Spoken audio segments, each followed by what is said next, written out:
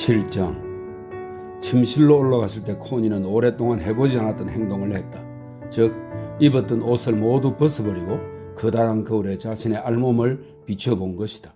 자신이 정확하게 무엇을 기대하고 있는지 또는 무엇을 보려 하는지 그녀는 알지 못했다. 하지만 그녀는 등불을 옮겨다 놓고 온몸이 완전히 비춰지게 했다. 그리고 전에도 그렇게나 자주 생각했듯이 그녀는 인간의 육체란 벌거벗고 보면 얼마나 연약하고 다치기 쉬우며 애처롭기까지 한 것인가 하고 생각했다. 그것은 어딘지 좀 끝마무리가 안 되고 완성이 덜 된 것이었다.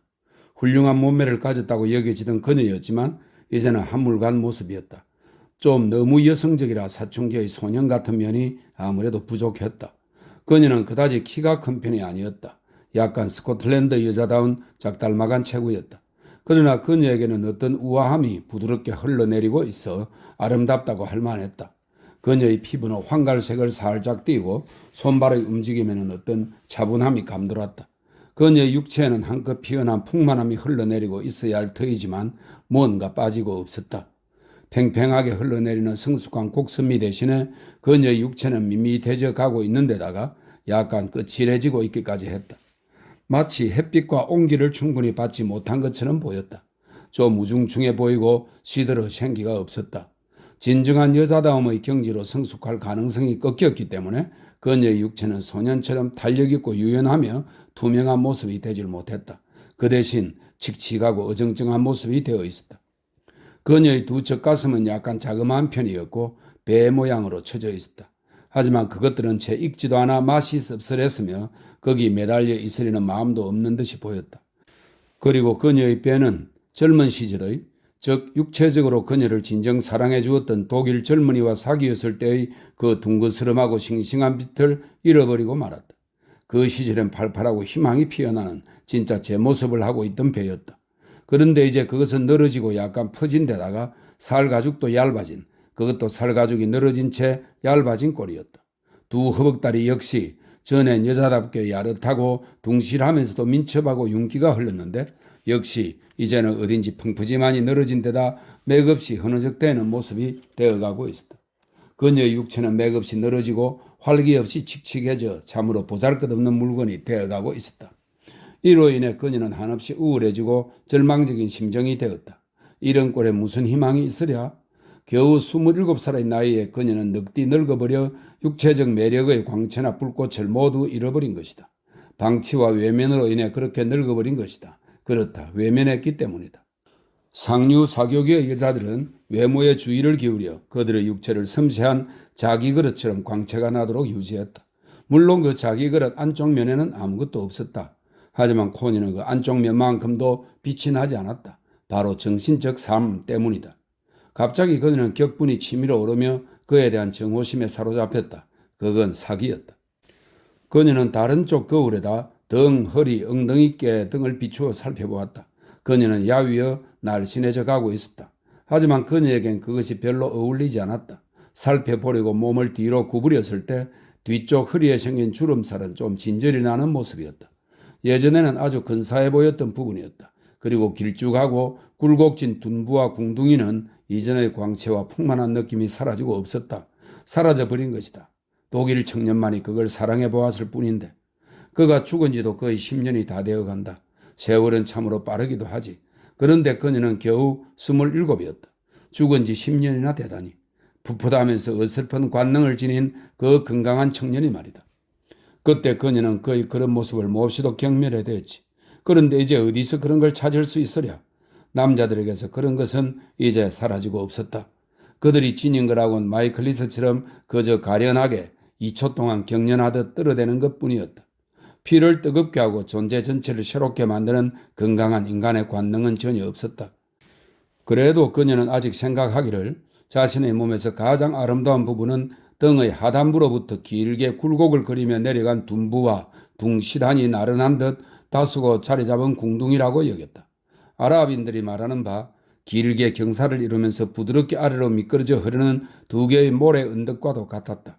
이 부분에서는 생명이 아직 무언가 희망을 안고 머물러 있었다. 그러나 이 부분에서도 역시 그녀는 야위어 가고 있었으며 채 익지도 않은 채 쪼그라 들어가고 있었다. 그러나 그녀를 정말 비참한 심정으로 만든 것은 그녀의 앞모습이었다.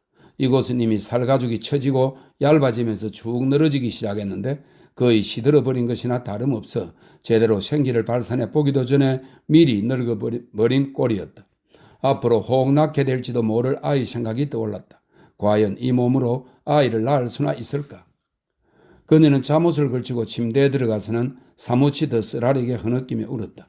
그런데 쓰라림이 사무치는 사이로 클리포드와 그의 작품들과 그의 말에 대해 차디찬 분노가 그의 마음속에 치솟아 타올랐다. 그것은 곧 여자의 육체조차 기만하고 박탈해버린 클리포드와 같은 종류의 남자들 모두를 향한 분노이기도 했다. 부당해. 육체적으로 부당한 일을 당했다는 깊은 의식이 바로 그녀의 중심까지 타올랐다. 그러나 아침이 되자 언제나처럼 똑같이 그녀는 7시에 일어났고 아래층으로 내려가 클리포드에게 갔다. 그의 사사로운 신변의 일은 모두 그녀가 도와주어야 했다. 그는 남자 하인을 두지 않았고 또 여자 하인의 시중은 거절했기 때문이다. 어렸을 때부터 그를 잘 알아온 가정부의 남편에 있어서 무거운 걸 들어올리는 일을 도맡아 하는 등 그를 도와주기도 했다. 그러나 사사로운 일들은 코니가 다 했고 또 기꺼이 도맡았다. 제법 힘이 드는 일이었지만 그녀는 자기가 할 수 있는 바를 직접 하고 싶어 했다. 따라서 그녀는 라그비를 떠나는 경우가 거의 없었으며 떠나 있더라도 하루나 이틀 이상 비우는 적이 결코 없었다.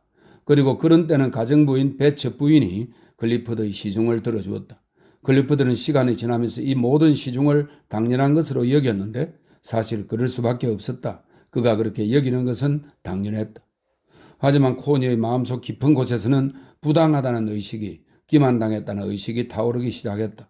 육체적으로 부당한 일을 당했다는 의식은 일단 그것에 눈뜨게 되면 매우 위험한 느낌이 된다.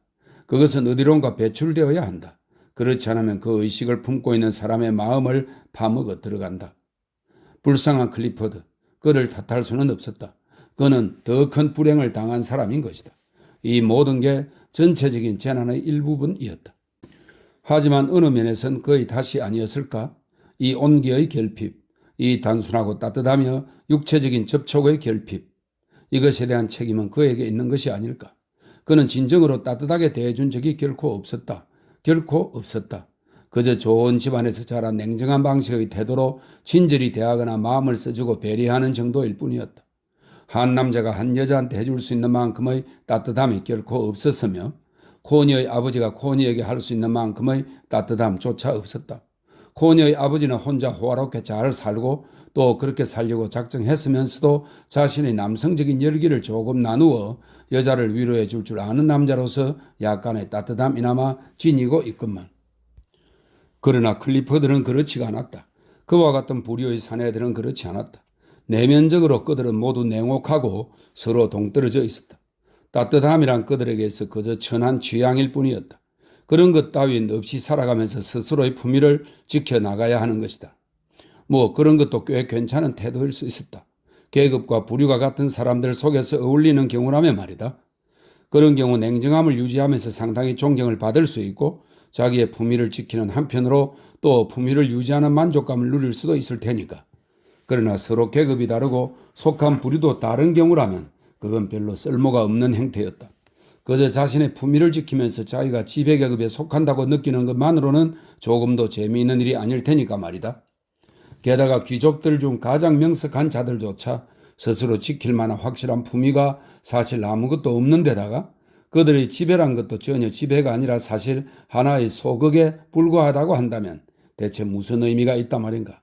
과연 무슨 의미가 있단 말인가? 그거 모두 썰렁한 헛소리일 뿐이었다. 코니의 마음속에서 반항심이 끌어올랐다. 다 무슨 소용이란 말인가? 그녀의 희생, 클리포드에 대한 그녀의 헌신이 무슨 소용이란 말인가?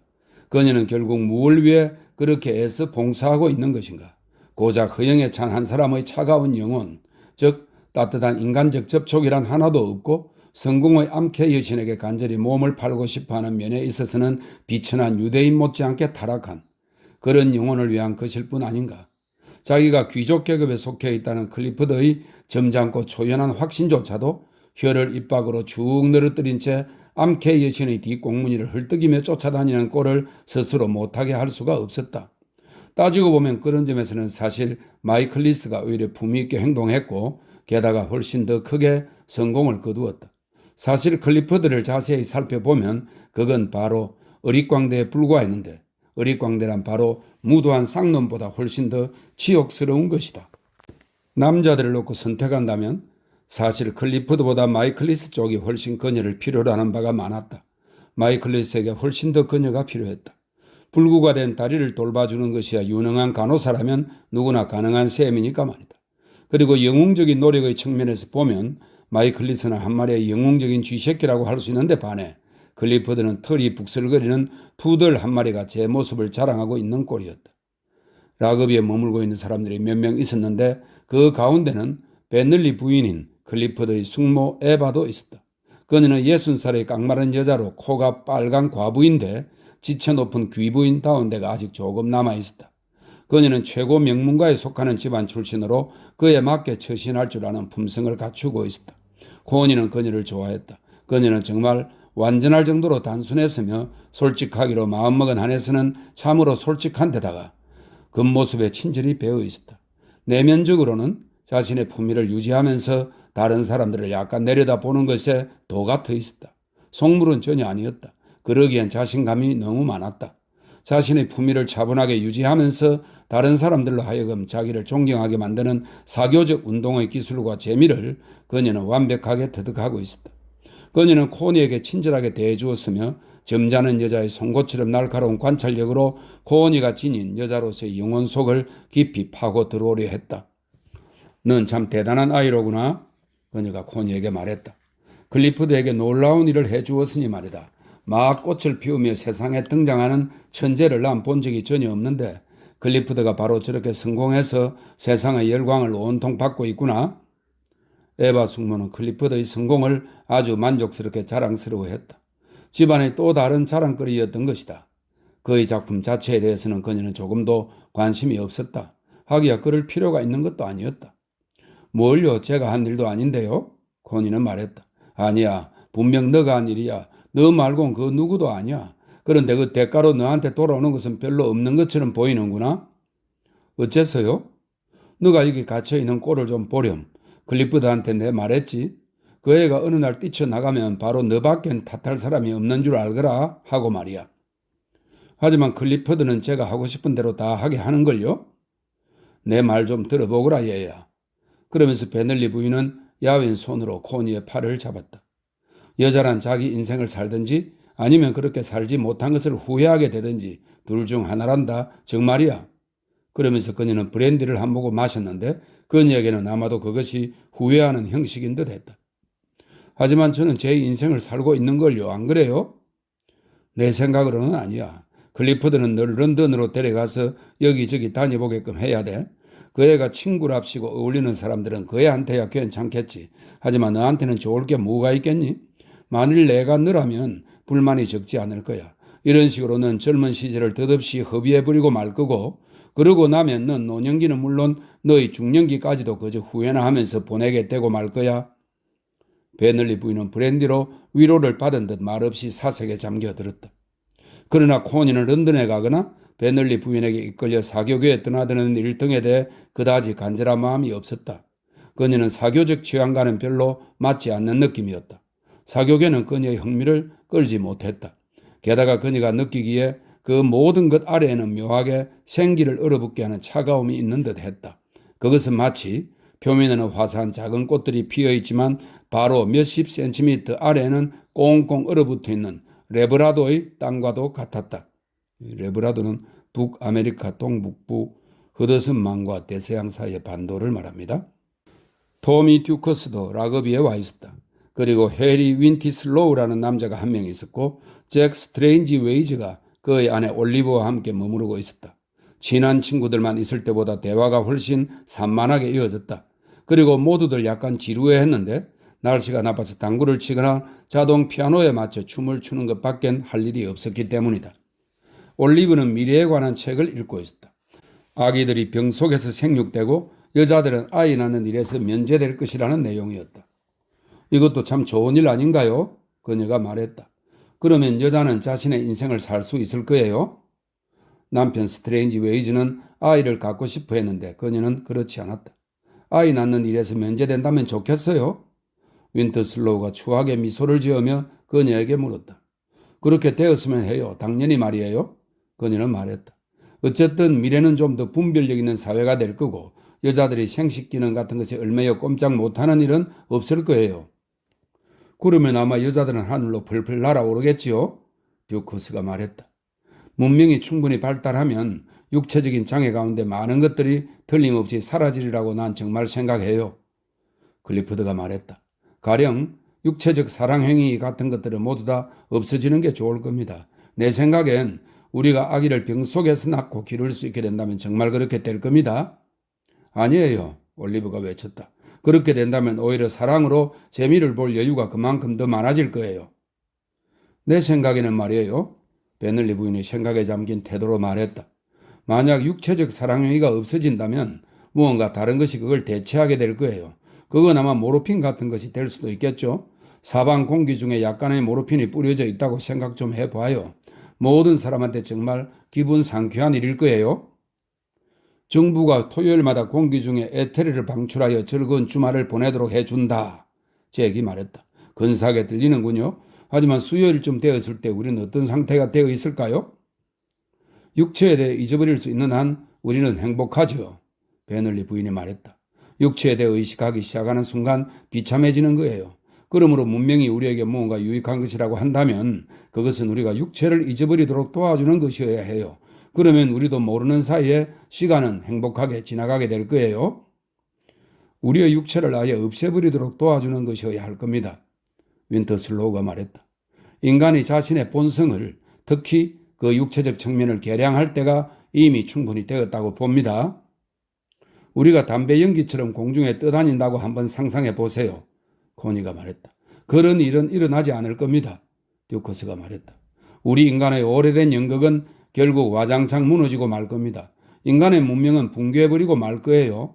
바닥 없는 구렁으로, 지옥의 나락으로 굴러떨어지고 말 겁니다. 그런데 그 파멸의 구렁을 건너게 해줄 유일한 다리가 있다면 그것은 정말이지 바로 남근일 것입니다. 아이고 그렇군요. 어디 말도 안 되는 소리 계속 해보시지요 장군나리. 올리브가 외쳤다. 나도 우리 인간의 문명이 붕괴해버릴 거라고 믿어요. 에바 숙모가 말했다. 그럼 그 다음엔 어떻게 되는 거지요? 클리프드가 물었다. 글쎄 나로선 도무지 알 수가 없는데 하지만 무언가 일어나겠지. 나이든 부인은 말했다.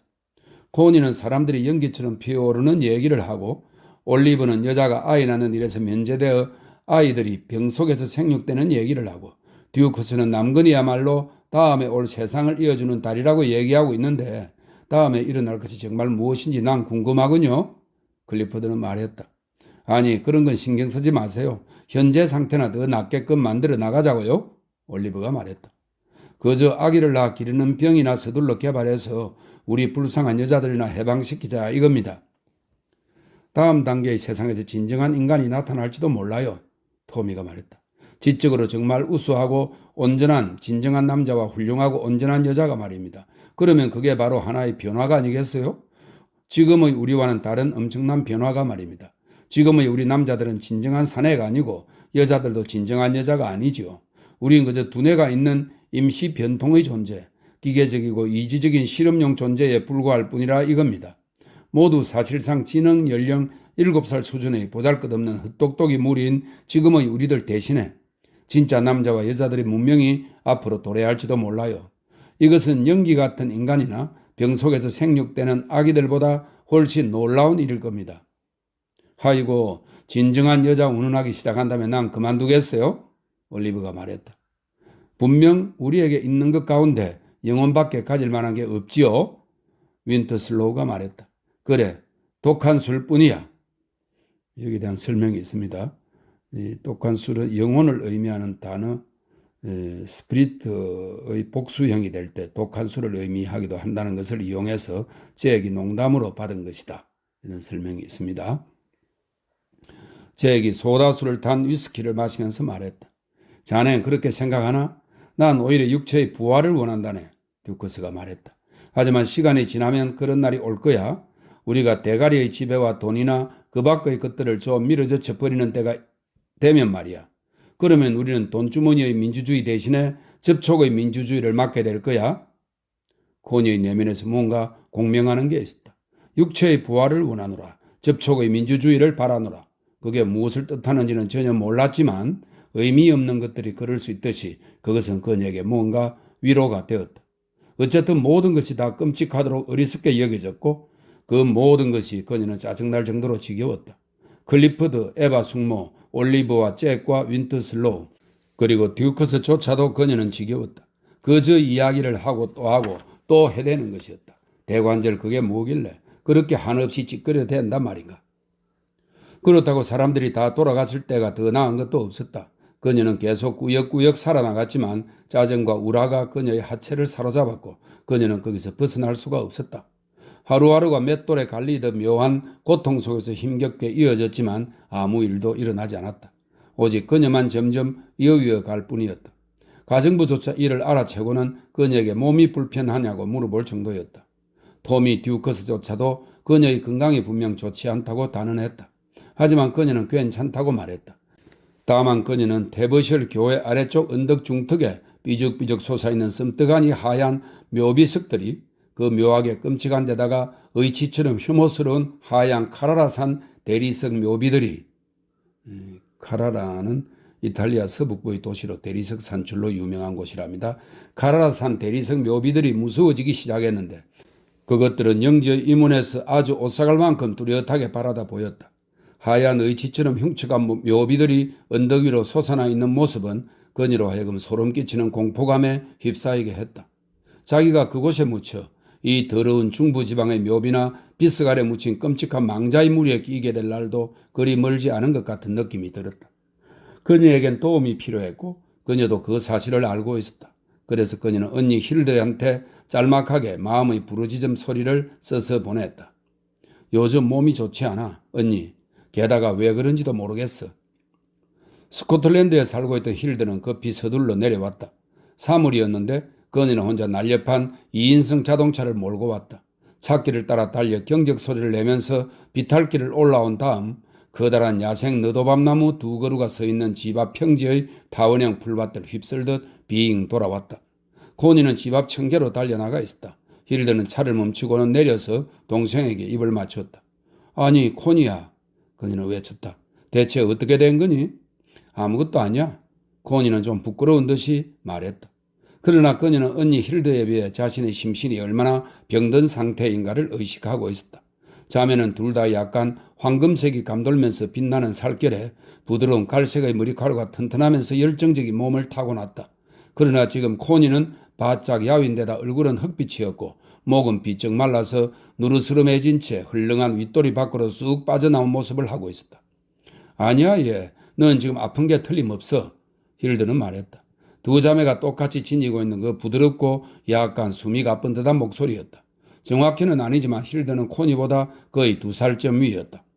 아니야, 아프진 않아. 아마 좀 지겨워서 그런 걸 거야? 코니는 약간 애처롭게 말했다. 전투태세의 빛이 힐드의 얼굴에 타올랐다.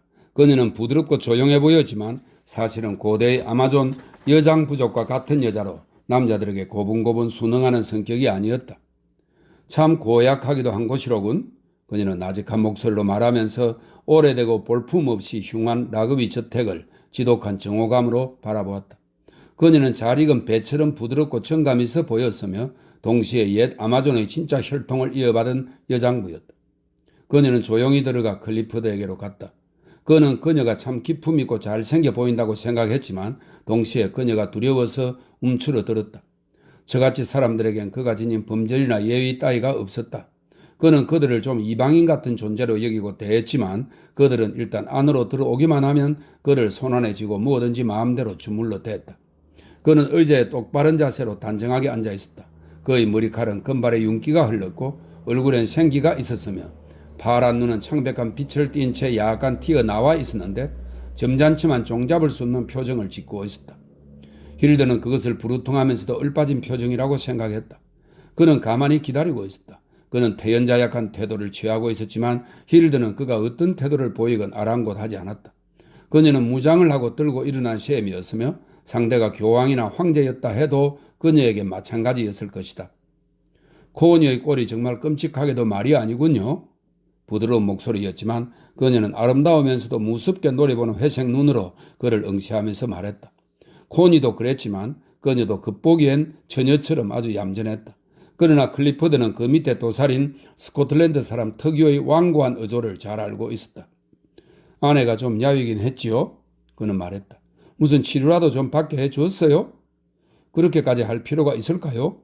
그는 아주 상냥하면서도 영국인 특유의 딱딱한 태도로 물었는데 이 두 가지 요소는 흔히 서로 결합되어 나타나곤 한다. 힐드는 대답하지 않은 채 그저 무서운 얼굴로 그를 노려보았다. 코니도 마찬가지였지만 재치 있는 대꾸를 펼치는 것은 그녀의 특기가 아니었다. 그래서 그녀는 무서운 표정으로 계속 노려보았으며 그로 인해 클리포드는 그녀가 무엇라고 말로 대꾸한 것보다 오히려 더 마음이 불편해졌다. 코니를 의사한테 데려다 보여야겠어요. 힐드는 마침내 말했다. 이 근방에 누구 괜찮은 의사가 있나요? 글쎄 생각나는 사람이 없군요. 그럼 코니를 런던으로 데려가겠어요. 거기에 믿을 만한 의사가 한 사람 있으니까요. 클리포드는 분노로 속이 끓어올랐지만 아무 말도 하지 않았다. 오늘 밤은 여기서 묵는 게 나을 것 같아요. 힐드는 장갑을 벗으면서 말했다. 그리고 내일 코니를 내 차에 태워 런던으로 데려가겠어요. 클리포드는 화가 치밀어 귀 밑이 노래졌는데 저녁 때쯤 되자 눈의 흰자위까지 약간 노래져 있었다. 그는 간장까지 분노로 타들어갔다. 그러나 힐드는 예의 바르고 처녀처럼 얌전한 태도를 흐트러짐 없이 유지했다. 간호사든지 누구든지 당신 시중만 들어줄 사람을 하나 따로 두도록 하세요. 정말 남자 하인이라도 하나 두도록 하세요. 저녁 식사 후 모두들 앉아서 외관상 평온한 듯하게 커피를 마시고 있을 때 힐드가 말했다. 그녀는 부드럽고 겉보기에 상냥한 태도로 말했지만 클리포드는 그녀가 곤봉으로 자신의 머리를 후려친 듯한 느낌이었다. 그렇게 생각해요? 그는 냉랭하게 말했다. 꼭 그래야 한다고 믿어요. 그렇게 하든지 아니면 우리 아버지하고 내가 코니를 몇 달 동안 데려다가 함께 지내도록 하든지 해야겠어요. 지금 이대로 계속 놔둘 수는 없어요. 뭘 이대로 놔둘 수 없다는 말이죠? 아니 저의 꼴이 보이지 않나요? 힐드는 그를 빤히 노려보면서 물었다. 그는 그 순간 마치 한 마리의 커다란 삶은 민물 가재같이 보였다. 힐드에겐 적어도 그렇게 생각되었다. 코니하고 한번 의논해 보지요. 그는 말했다. 코니하고는 내가 벌써 의논 다 했어요. 힐드가 말했다. 클리포드는 간호사라면 지겹도록 오랫동안 신세를 져보았다. 그는 간호사들이 싫었다. 그들은 진정한 사생활의 영역을 그에게 조금도 허용하지 않기 때문이다. 그리고 남자 하인을 두는 것으로 말하자면 남자가 옆에 착 달라붙어 주변을 얼씬거리는 것을 그는 도무지 용납할 수가 없었다. 그러느니 누가 되었든 여자가 차라리 나을 것이다. 하지만 그게 코니가 되어서는 안 될 이유가 어디 있단 말인가? 두 자매는 아침에 차를 타고 떠났는데 코니는 운전대를 잡은 힐드 옆에 부활절의 순한 어린 양과도 같은 모습으로 다소곳하게 앉아 있었다. 멀리 출타 중이라 멜컴 경이 귀가하고 있진 않았지만 켄싱턴 집은 그대로 쓰이고 있었다. 의사는 코니를 주의 깊게 진찰했다. 그러고는 그녀에게 생활 전반에 대해 물어보았다. 당신 사진하고 클리포드 경의 사진을 이따금씩 화보신문에서 보곤 합니다. 그의 악명을 날린다고까지 할 정도지요. 안 그래요? 그런 식으로 얌전한 어린 아가씨들이 크게 성장하곤 하지요. 물론 그 화보신문에도 불구하고 당신은 지금도 여전히 얌전한 어린 아가씨에 불과해 보이지만 말입니다. 네, 맞아요. 신체 기관상으로는 잘못된 데가 없습니다. 하지만 이건 안 돼요. 이래서는 안 됩니다. 당신을 런던으로 데리고 오든지 외국으로 데리고 가든지 해서 즐겁게 기분 전환을 시켜주어야만 한다고 클리포드 경에게 전하세요. 당신에겐 즐거운 기분 전환이 꼭 필요합니다. 꼭 말이에요. 당신의 원기가 너무나 많이 저하되어 있어요. 여분의 기력이 전혀 없습니다. 전혀요. 심장의 신경이 이미 약간 이상해져 있어요?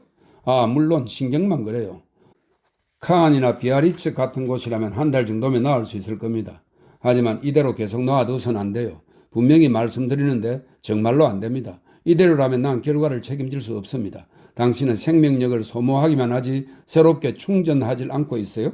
당신은 제대로 된 기분 전환이, 다시 말해 건전한 기분 전환이 반드시 필요합니다. 당신은 원기를 소모하고만 있지 새로 보충해주는 게 전혀 없어요. 당신도 알겠지만 이대로 계속되어서는 안 됩니다. 이 우울증, 바로 이 우울증을 떨쳐내야만 합니다.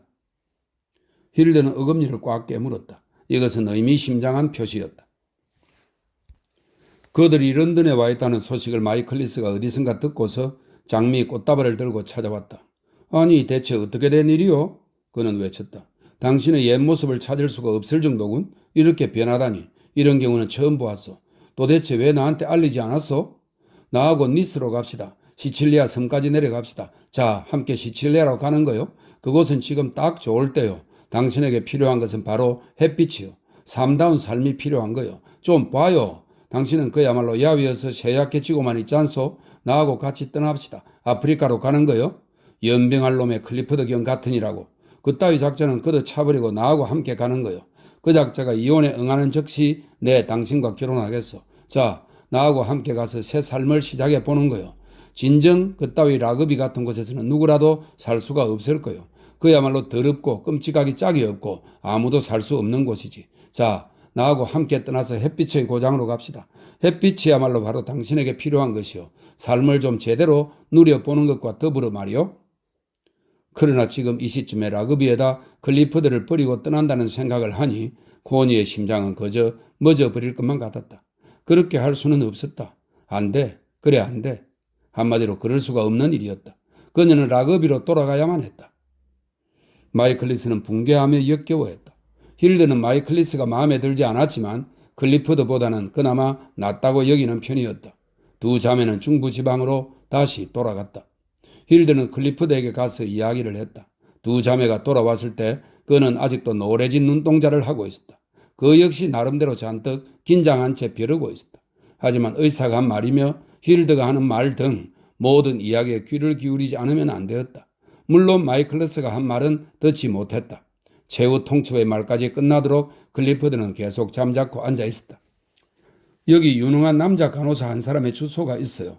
내가 말한 그 의사의 환자 한 사람이 지난달 사망했는데 그때까지 돌봐주었다고 하더군요.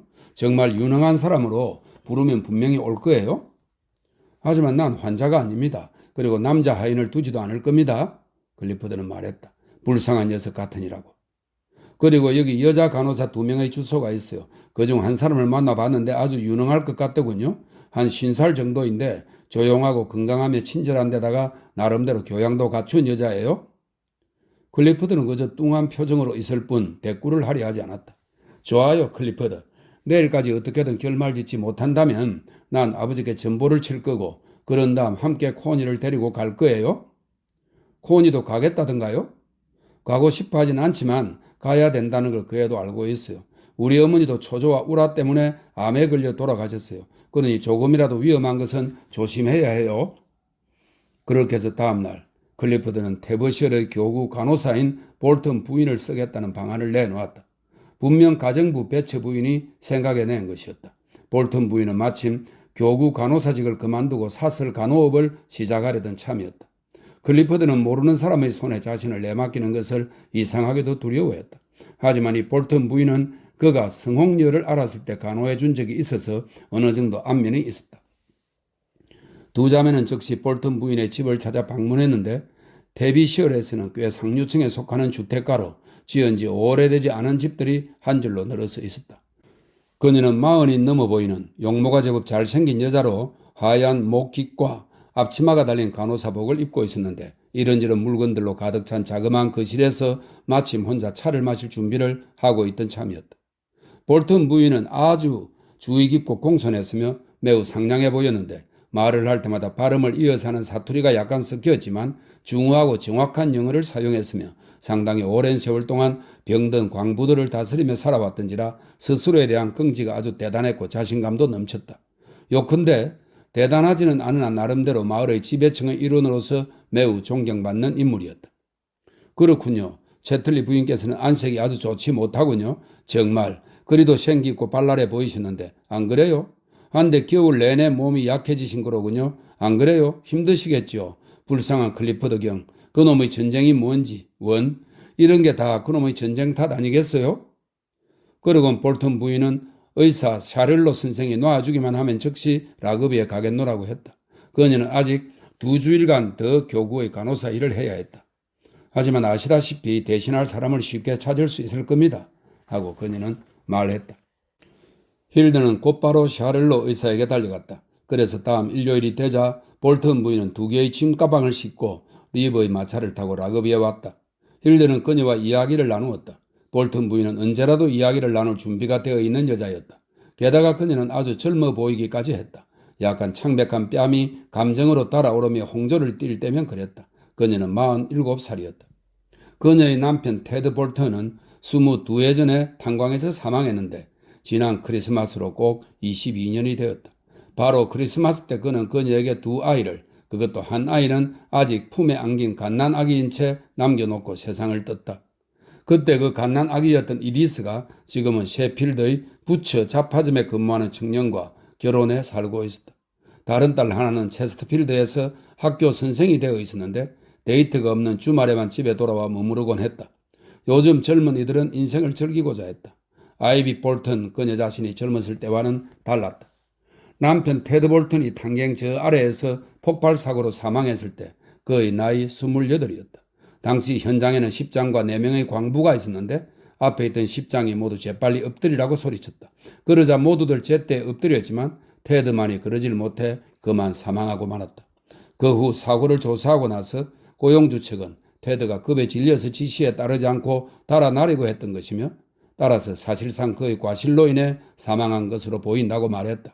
그래서 보상금은 겨우 300파운드에 불과했으며 그것도 법적인 보상금이라기보다는 마치 선처에서 베풀어주는 것인 양 고용주 측은 내주었는데 그의 사망이 사실상 그 자신의 과실로 인한 것이라고 판정했기 때문이다. 그리고 그것마저 그들은 일시불로 지급해주지 않았다. 그녀는 자그마한 가게라도 차리고 싶었다. 그러나 그들은 그녀가 분명 그 돈을 탕진해 버릴 것이라고 주장했다. 술이나 마셔될 거라나 무엇하나 하고 우기면서 말이다.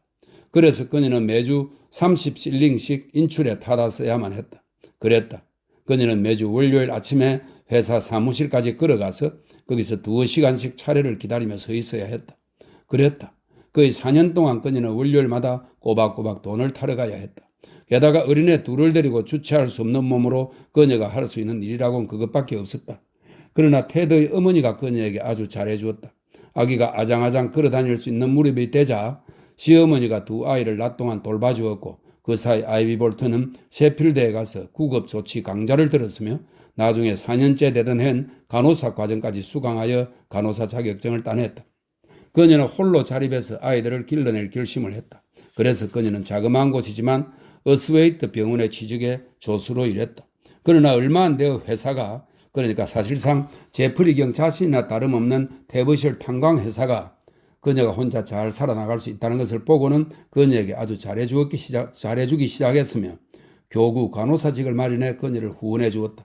그 점에 대해서는 회사의 은혜를 입었다고 그녀도 기꺼이 말할 수 있었다.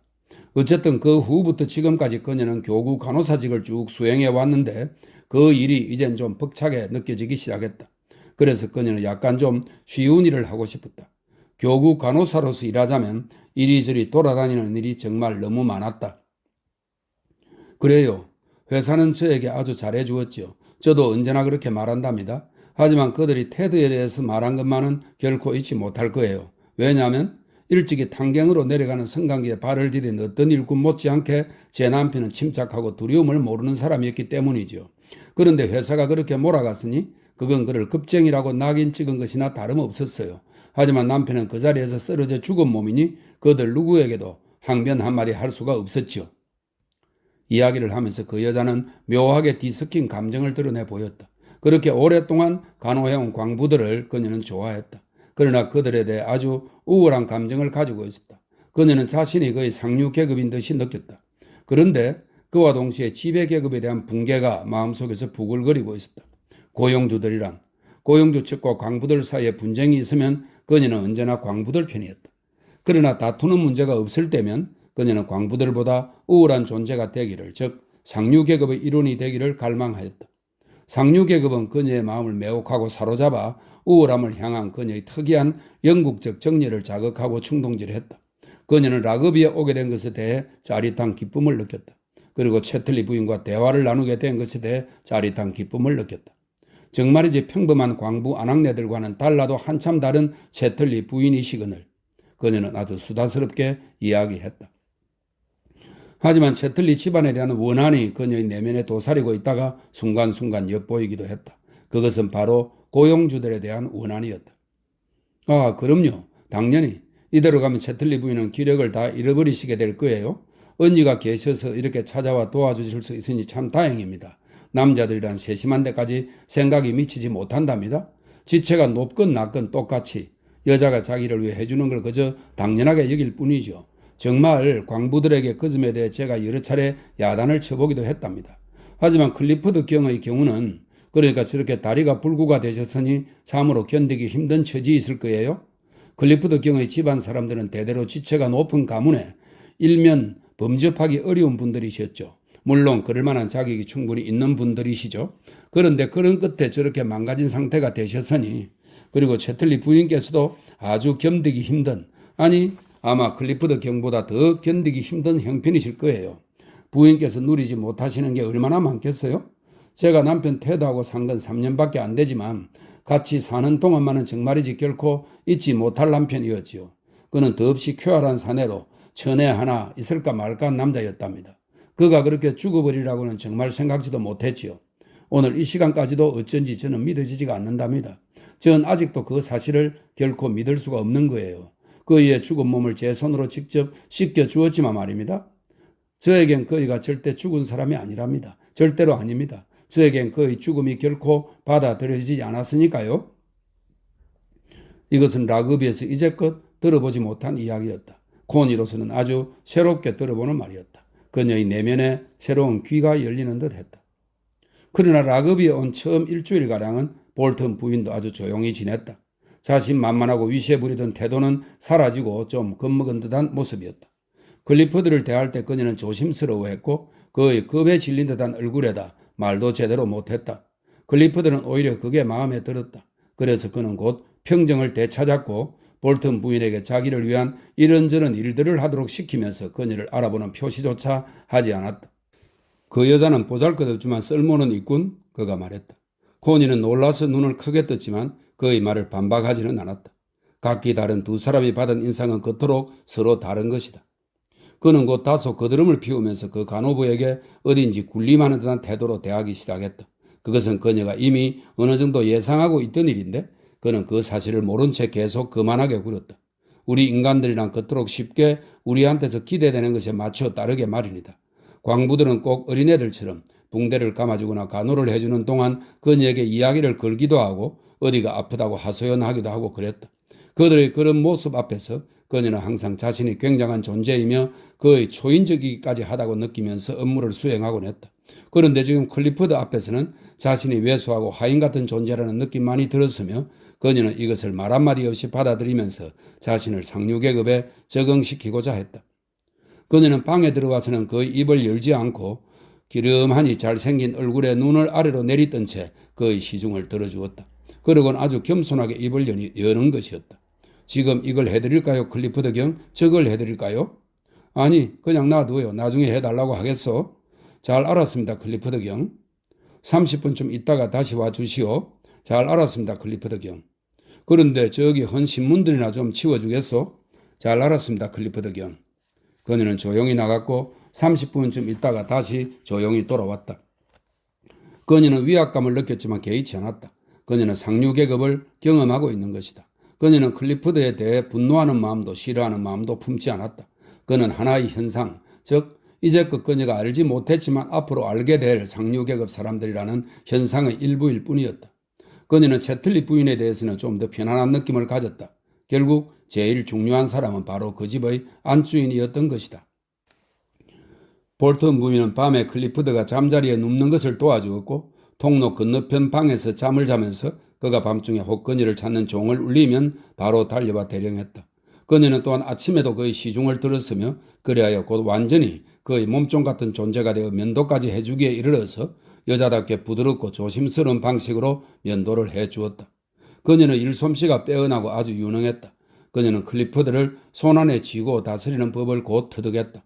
그의 턱에다 비누 거품을 칠한 뒤 빳빳한 수염을 부드럽게 문질러 줄 때면 그는 결국 광부들과 특별하게 다를 바가 없었다. 친밀하거나 솔직한 태도로 대해주지 않는 것에 대해 그녀는 아랑곳하지 않았다. 그녀는 하나의 새로운 경험을 하고 있는 것이었다. 그러나 클리포드는 내심 코니가 그에 대한 개인적 시중을 그만두고 이를 고용된 낯선 여자에게 내맡겨 버린 것에 대해 결코 용서하지 못하고 있었다. 이로 인해 자신과 그녀 사이의 친밀한 관계의 진정한 꽃은 죽어버렸다고 그는 혼자말로 뇌까렸다. 그러나 코니는 이에 개의치 않았다. 그들의 친밀한 관계의 그 우아한 꽃이란 것은 그녀에게 있어 난초꽃이나 같은 것으로 그녀의 생명나무에 구근을 박아놓고 기생하면서 그녀가 보기에 초라한 꽃 한 송이를 겨우 피워내고 있을 뿐이었다. 혼자만의 시간이 더 많아졌으므로 고은이는 위층의 자기 방에서 조용히 피아노를 치기도 하고 노래를 부르기도 할 수 있었다. 쇠기 풀을 건드리지 마세요. 사랑의 결박은 풀기 고달픈 것이니. 이건 19세기 중반에 지어진 영국의 노래 가사입니다. 그녀는 최근에 비로소 이 사랑의 결박이란 것이 얼마나 풀기 어려운 것인지 깨달았다. 그러나 하나님께 감사하게도 그녀는 그것을 풀어내고 말았다. 그녀는 혼자 있을 수 있어서 저 클리포드와 늘 이야기 상대를 하지 않아도 되어서 기뻤다. 클리포드는 혼자 있을 때는 그저 타자기만 한없이 탁탁 쳐댈 뿐이었다. 그러나 작업을 하지 않고 코니가 곁에 있을 때면 그는 줄곧 이야기를 해댔다. 사람들과 그들이 하는 행동의 동기, 그리고 결과니 성격이니 개성이니 하는 것들에 대해 시시콜콜 한없이 분석하면서 코니가 실적나 질릴 때까지 이야기를 찌끄려 대는 것이었다. 그녀는 몇 해 동안은 그런 이야기가 듣기 좋았다. 하지만 결국 실증이 났고 그러다가 어느 순간부터 갑자기 참을 수 없을 정도가 되었다. 그런지라 이제 혼자 있게 된 것에 그녀는 감사했다. 그것은 마치 그와 그녀 두 사람의 의식이 수천 수만의 잔뿌리와 실뿌리를 함께 뻗으면서 서로 뒤엉켜 한 덩어리가 되어버린 채 마침내 더 이상 뻗고 엉킬 수가 없어 죽어가는 식물이 되고 만 듯한 상황이었다. 그런데 그녀는 이제 가만히 섬세하게 자신과 그의 뒤엉킨 의식의 타래를 풀어가고 있었다. 엉킨 실뿌리들을 부드러이 하나씩 참을성 있게 풀면서 그리고 동시에 어서 풀려나고 싶은 마음으로 끊어내면서 그러나 그런 사랑의 결박은 대부분의 결박보다 훨씬 풀어내기가 어려운 법이다. 물론 볼턴 부인이 와서 큰 도움이 되었지만 말이다. 그러나 클리포드는 여전히 저녁이면 코니와 이전처럼 친밀하게 이야기 나누는 시간을, 즉 이야기를 하거나 소리내어 책을 읽거나 하는 시간을 갖고 싶어 했다. 하지만 이제 코니는 볼턴 부인으로 하여금 10시에 들어와서 이야기를 중단시키도록 조치를 취해놓았다. 따라서 10시가 되면 코니는 위층으로 올라가 혼자 있을 수 있었다. 클리포드는 볼턴 부인의 손에 잘 맡겨졌다. 볼턴 부인은 가정부 배츠 부인과 죽이 아주 잘 맞아서 가정부 방에서 둘이 함께 식사를 했다. 그런데 하인들의 거처가 얼마나 가까이 다가온 것처럼 여겨지든지 정말 이상한 느낌이었다. 전에는 아주 멀리 떨어져 있는 것 같았는데 이제 클리포드의 서재 문 바로 앞까지 와 있는 것이었다. 왜냐하면 배츠 부인이 이따금 볼턴 부인의 방에 와 있으면 그들의 나지막한 목소리가 들려오곤 했는데 그러면 그녀는 자신과 클리포드 둘만이 있는 거실로 노동자 계급 사람들의 강하고 색다르게 진동하는 움직임이 침입해 오는 듯한 느낌이 들었기 때문이다. 겨우 볼턴 부인 한 사람이 온 것으로 라거비는 그토록 큰 변화를 맞은 것이다. 그리고 코니는 해방되어 어떤 다른 세상에 놓인 것 같은 느낌이 들었다. 숨쉬는 것이 다르게 느껴졌다. 그러나 여전히 그녀는 두려운 마음이었다. 자신의 뿌리가 어쩌면 생명줄일지도 모르는 뿌리들이 아직 얼마나 많이 클리포드의 뿌리와 뒤엉켜 있는지 몰랐다. 하지만 어쨌든 그녀는 한층 자유롭게 숨을 쉴 수 있었다. 그녀의 인생에 있어서 하나의 새로운 국면이 시작되려 하고 있었다.